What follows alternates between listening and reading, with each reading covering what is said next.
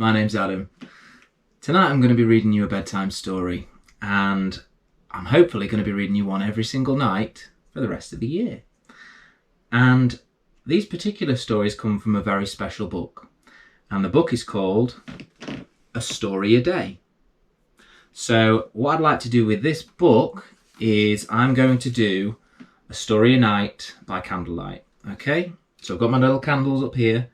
I'm going to be reading a little story each night to help you guys go to sleep. Okay, so every single night, every single day, you will have a bedtime story with me reading it to you. Okay, and we're actually starting not at the start of the year, but we're going to start with tonight's story, which is the 1st of July. The story for the 1st of July is called Lazy Jack. Okay? Lazy Jack. There was once a boy who was known as Lazy Jack. He never did any work until one day his mother told him to go and work for the neighbouring farmer. At the end of the day, the farmer paid him with a wheel of cheese. Jack carried it home in his hat, which he put on his head. By the time he got home, it had melted. "You should have held it in your hands," said his mother, shaking her head. The next day, the farmer paid Jack with a cat. Jack carried the cat home in his hands, but it scratched until he let it go, so he lost it.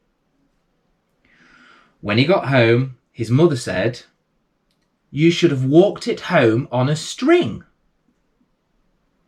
"I'll do so another time," said Jack. The next day, the farmer gave Jack a leg of lamb as payment. Jack tied it to a string and trailed it along after him in the dirt, so that by the time he got home, it was completely spoilt. "You silly boy," said his mother. "You should have carried it on your shoulder." "I'll do so another time," replied Jack. The day after, the farmer gave Jack a donkey.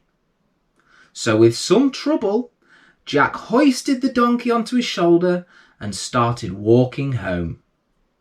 Now, it just so happened that Jack's way home passed a house where a rich man lived with his daughter, who could not hear or speak. The doctors said she would be cured if she could be made to laugh. The girl saw Jack passing by, with the donkey kicking and hee-hawing on his shoulders, and she burst into great fits of laughter. At once, her speech and hearing returned. Her father was overjoyed and let her marry Lazy Jack, who was made a rich gentleman. They lived in a large house, and Jack's mother lived with them in great happiness. Did you enjoy that? I hope you did. So there's a nice little story there of Lazy Jack. It's always worth trying. Sometimes you don't get things right the first time, but like Jack in this story, he kept trying and trying and trying to help his mother in getting new things from the farmer and trying to get them home. Okay? So join me tomorrow for another bedtime story.